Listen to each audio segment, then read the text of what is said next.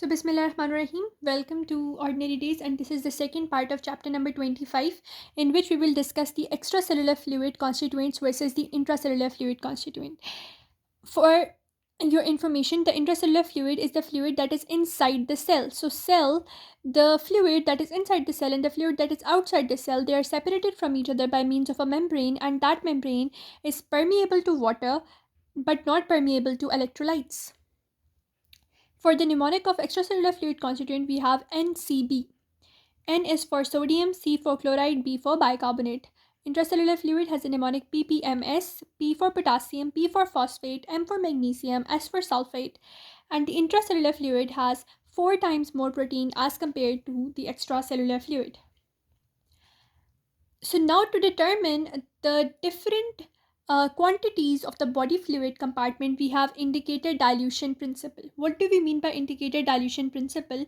That we take a dye and we dilute it into the fluid compartment.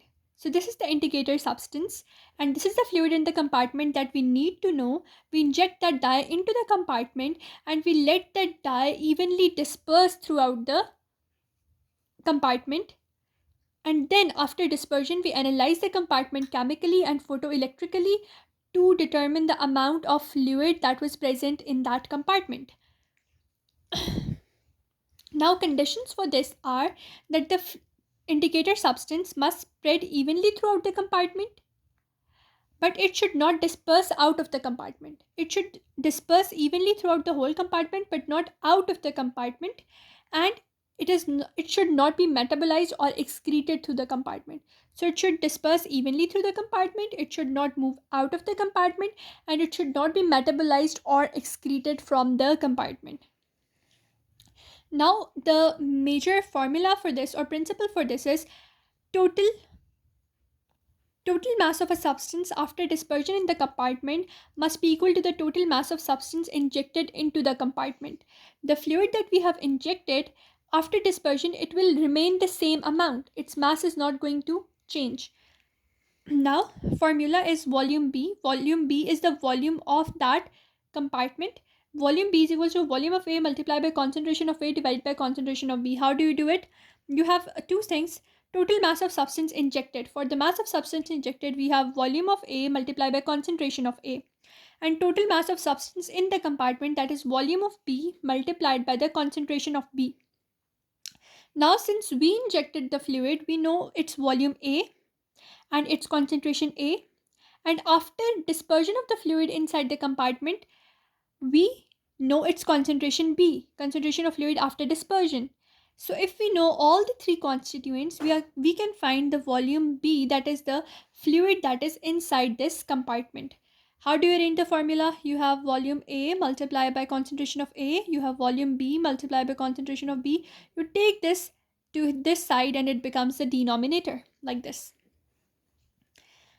Now we will determine different volumes of specific body fluid compartments.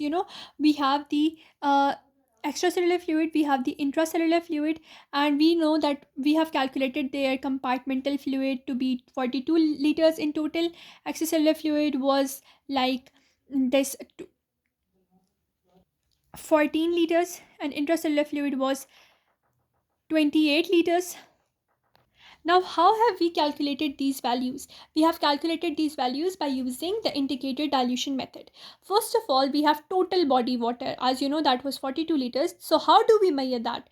We can measure that by injecting certain indicator dye, that is either radioactive water, that is tritium, or heavy water, that is deuterium, and that takes few hours for dispersion, and after that we can calculate its value, volume B, by using the formula that I showed you above.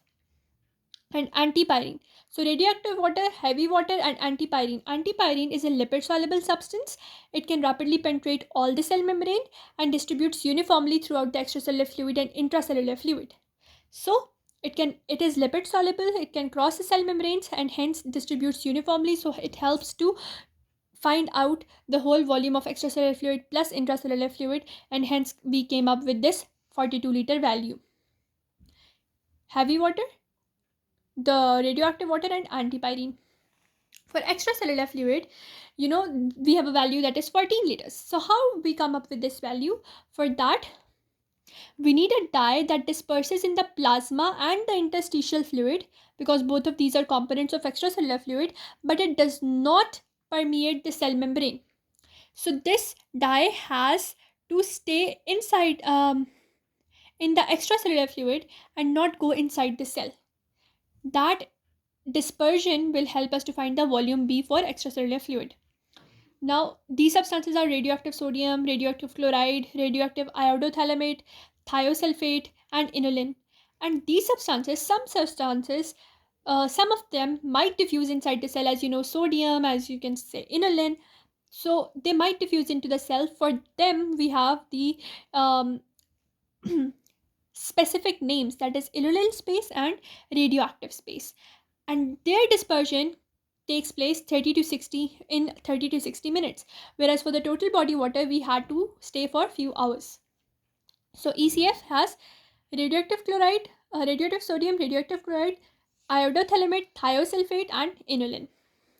Now for intracellular fluid, as you know, intracellular fluid is composed of uh, the total body water is equals to intracellular fluid plus extracellular fluid. If we take the intracellular fluid to this side and we come with this formula, so intracellular fluid can be calculated by total body water minus the extracellular fluid water. So we come up with the value that is 28 liters. Now to calculate the plasma volume, as you know, we now have the value of plasma volume as 3 liters. So how did we come up with this value? We need a dye that does not permeate the capillary membrane and remain only in the veins. That is serum albumin, radioactive iodine albumin, and that dye can also bound to the plasma protein, that is Evans blue T1824. So we have the radioactive iodine albumin complex and Evans blue T1824, that one binds to the plasma proteins. And for the interstitial fluid, as you know, we know the value of extracellular fluid. Now we know the plasma volume. So when we subtract extracellular fluid from plasma volume, we get interstitial fluid or fluid within the tissues. That is also a part of extracellular fluid. For the blood volume, very much easy. You have now the plasma volume from this formula. You can calculate hematocrit by the centrifugation method. So total blood volume is equal to the plasma volume divided by 1 minus hematocrit. Or you can inject radioactive labeled red blood cells that are labeled with chromium 51. So this was all related to the indicator dilution method. You can review this video again if you want to learn more about this indicator dilution method. With that, we are done with the stuff we had to cover for today. In the next video, we will discuss the fluid chain exchange between the intracellular fluid and the extracellular fluid and all the dynamics of osmosis, osmolarity, etc. Like, share, and subscribe to my channel. And don't forget to press the bell icon so you can come up with any video that I upload on my channel. Allah Hafiz.